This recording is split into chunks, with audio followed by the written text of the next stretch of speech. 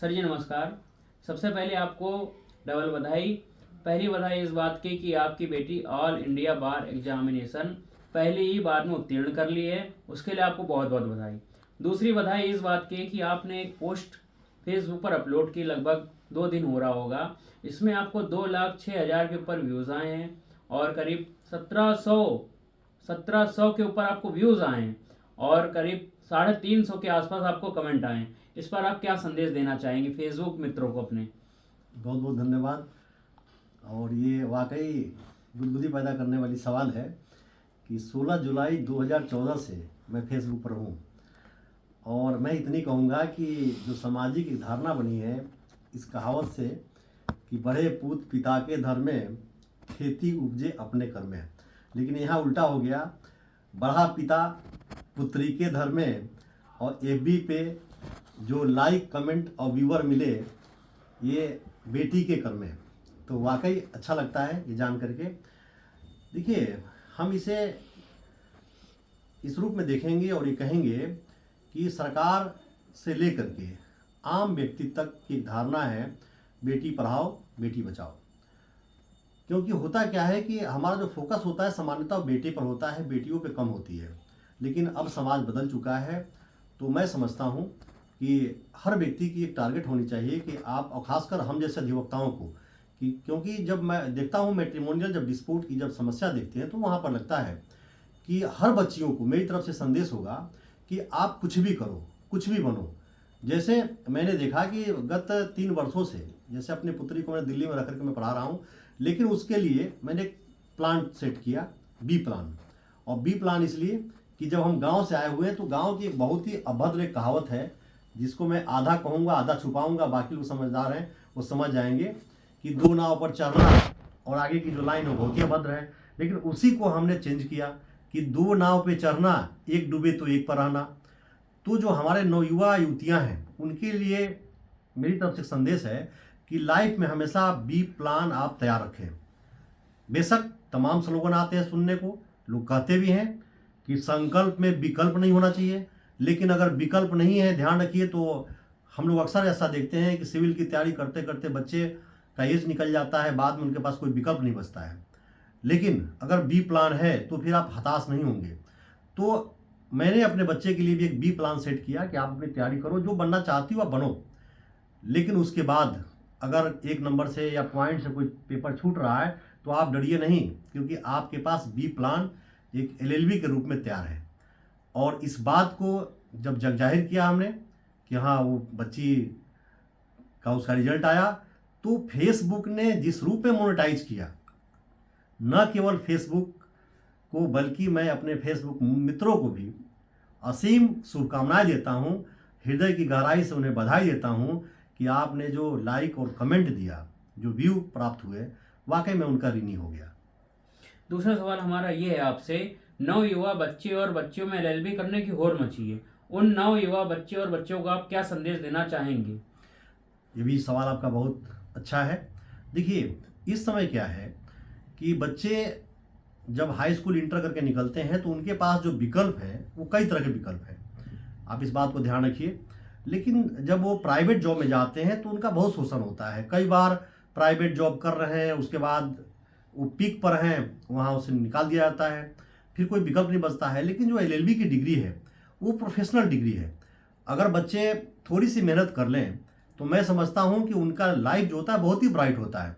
दूसरी बात ध्यान रखिए कि एलएलबी करने के बाद में जो हम जैसे लोग एक अधिवक्ता वृत्ति के पेशे में ईमानदारी से लगे हुए हैं, गत 25 वर्षों का जो मेरा अनुभव है, वहाँ पर भी मैं आपको बता दूँ कि उन बच्चों के लिए मेरी तरफ से स्पष्ट संदेश है कि आप जहाँ भी बैठते हैं, जिस सीनियर के पास बैठते हैं अपनी प्रैक्टिस को आगे बढ़ाने के लिए, तो आपके हाथों में किताब हो, आपके हाथों में फाइल हो, केस की फाइल हो, न कि आपके हाथों में चुनावी प्रचार प्रसार हो।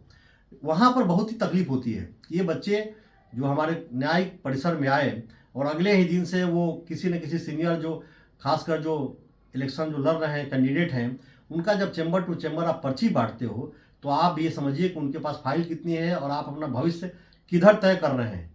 आपके गार्जियन को पता नहीं है, आपके गार्जियन ने तो पढ़ाया लिखाया, इस मुकाम तक पहुंचाया, लेकिन आप इस बात को ध्यान रखिए कि आप किधर जा रहे हैं। तो अगर आपको चुनाव लड़ना है, लड़ाना है, नेतागिरी करना है तो ठीक है, अन्यथा दूसरा विकल्प आपके पास है कि आप एक बेहतर एडवोकेट बन सकते हैं, किसी कॉरपोरेट कंपनी का आप एडवोकेट बन सकते हैं, लीगल एडवाइज़र बन सकते हैं, एपीओ बन सकते हैं, पीसीएसजे बन सकते हैं, और फिर 7 साल के बाद आप एचजेएस बन सकते हैं। और सबसे बड़ी बात, देश का पहला ऐसा ये प्रोफेशनल डिग्री है जिसमें आप ये सोचिए ईमानदारी से, तो बहुत ही दिल आपका हर्षित होगा, गदगद होगा। गदगद किस बात का होगा कि जहां समाज में एक तरफ सिपाही भर्ती के लिए 22 साल में आपकी रिटायरमेंट हो जाती है, भले सरकार चाहे 3 साल के लिए बढ़ा दे, एक अलग बात है।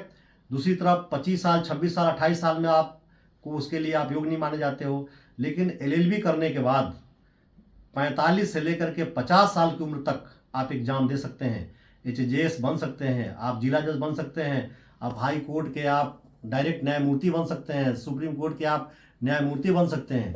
तो मैं ये समझता हूँ कि ये बहुत ही बेहतर विकल्प है हमारे नवयुवा युवतियों के लिए। तीसरा सवाल हमारा ये है आपसे कि लोगों ने, बच्चों ने एलएलबी तो कर ली है, लेकिन उनके रिजल्ट में एआईबी पास लिख के आ रहा है और एआईबी पास अंडरटेकिंग भी आ रहा है। तो उसमें जो नव युवा हैं उनको बड़ी कन्फ्यूजन है, तो उनका कन्फ्यूजन आप दूर कर दीजिए जिससे उनको आगे तकलीफ ना हो। धन्यवाद। जैसे हमने रिजल्ट घोषित किया, खासकर फेसबुक के माध्यम से लोगों को बताया, तो ये सवाल हमारे पास भी आया, और खासकर उन लोगों का आया, मैं नाम नहीं बताऊंगा, जो हमारे न्यायालय में जुड़े हुए हैं, कुछ बाबू हैं, पत्रकार हैं, या कुछ एडवोकेट हैं कि साहब हमारे बच्ची के रिजल्ट में भी अंडरटेकिंग आया हुआ है, हालांकि मेरे बच्ची के भी रिजल्ट में अंडरटेकिंग है। तो आप समझिए कि अंडरटेकिंग का मतलब क्या है। अंडरटेकिंग का अर्थ होता है लिखित वचन। लिखित वचन का स्पष्ट मतलब यह है कि अगर आपने एआईबी का एग्ज़ाम दिया और उसमें कुछ चीज़ें ऐसी थी जो आपने फुलफिल करते समय अंडरटेकिंग दिया, जैसे बार काउंसिल के एग्ज़ाम से पहले आप अगर उस जगह पर इनरोलमेंट आपको नहीं थी, फिर भी आपको बार काउंसिल ने इजाज़त दे दिया, कोई अफिडेविट आपने फाइल नहीं किया, फिर भी आपको इजाज़त मिल गई, वेरिफिकेशन में कोई कमियां थी, फिर भी आपको इजाज़त मिल गई। क्योंकि जब आप bar council of Uttar Pradesh या बार काउंसिल ऑफ बिहार या किसी भी स्टेट से आप मान लीजिए एग्ज़ाम देकर के आए हैं और कोई त्रुटि थी, फिर भी आपको ये ऑप्शन मिला पहली बार, ये आपके लिए बहुत ही अच्छी बात है कि जहां आप पहले क्या था कि इनरोल्ड होने के बाद ही आप एग्ज़ाम देते थे आप एआईबी का, वहाँ पर भी क्या है कि भले चाहे 10 साल आपके हो गए एलएलबी किए हुए, लेकिन जब तक आप एआईबी का एग्ज़ाम आप पास नहीं करते थे तब तक आप प्रॉपर एडवोकेट नहीं माने जाते थे। यहाँ पे ठीक उल्टा कर दिया गया, एक आपको ऑप्शन दे दिया गया कि आप भले एग्जामिनी कैंडिडेट हो या आप एग्ज़ाम दे करके आए हैं, भले इनरोल्ड आप नहीं हैं, तो एक अंडरटेकिंग दे दीजिए और उसके बाद आप एग्ज़ाम दीजिए और आप पास कर गए। तो वहाँ 2 तरह का रिजल्ट आया। पहली बात तो जो सब कुछ A to Z कंप्लीट कर चुके हैं उनके जो रिजल्ट है उसमें पास आया, और जिन बच्चों का मान लीजिए अभी आपका इनरोलमेंट नहीं हुआ है, तो जाहिर सी बात है एग्ज़ाम दे करके आए तो आपके लिए तो सौभाग्य है, आप एग्ज़ाम दे करके आए और एआईबी का आपको अवसर मिल गया, वरना 1 साल आपका और जो पीछे जाते हैं आप सीओपी में, जो सर्टिफिकेट ऑफ प्रैक्टिस है उसमें आप 1 साल और पीछे जाते हैं। और वहाँ पर भी देखिए कि 2 ही साल का आपको अवसर दिया जाता है, 2 साल के अंदर में, ये 1 साल के अंदर में जो आपको एक मौका मिला, तो अब आप एग्ज़ाम दे करके आए तुरंत आपको मिल गया ये अवसर, तो आप सीनियरिटी के रूप में आप आगे हो जाएंगे। तो मेरा ये कहना है कि अंडरटेकिंग से आप घबराइए नहीं, आपका जो रिजल्ट है वो इक्विवेलेंट उसी तरीके का है, लेकिन हाँ जिस समय आप जो आपने साइड पे आपने जो भरा है फुलफिल करते समय, जिस समय आप इनरोल्ड होते हैं तो वो आप वहाँ दर्शा दीजिए। अगर आप साइड पर नहीं दर्शाएंगे तो फिर एआईबी का एग्ज़ाम आपका अनिश्चित हो जाएगा, बेकार हो जाएगा। क्योंकि देखिए आप पहली बार पास किए तो अच्छी बात है, और वहाँ पर आप फुलफिल करने में पीछे हटते हैं तो फिर आपको एक समस्या आ जाएगी। तो अंडरटेकिंग से आप घबराइए नहीं, ये आपके लिए एक ऑप्शन, और जो ऑप्शन था वो बेहतर है, और हमारी शुभकामनाएं समस्त बच्चों के लिए है। बहुत ही लाजवाब प्रश्न के उत्तर आपने दिए, उसके लिए आपको बहुत बहुत धन्यवाद। आपने नवयुवा बच्चे और बच्चियों को एक अच्छा संदेश दिया, उसके लिए आपको फिर से धन्यवाद। धन्यवाद, और मेरी भी शुभकामनाएं हैं। मैं ये कहूँगा कि आपका भविष्य उज्जवल हो, समस्त बच्चों का भविष्य उज्जवल हो, और यही एक पिता होने के नाते और आगामी भविष्य में एक अधिवक्ता के पिता होने के नाते, चूँकि अब मेरी जिम्मेदारी डबल हो गई, न केवल अधिवक्ता बल्कि एक अधिवक्ता के पिता भी होने के नाते मैं कहूँगा कि बेहतर सलाह जब जब आप लोगों का आता रहेगा तब तक मैं देता रहूँगा। धन्यवाद।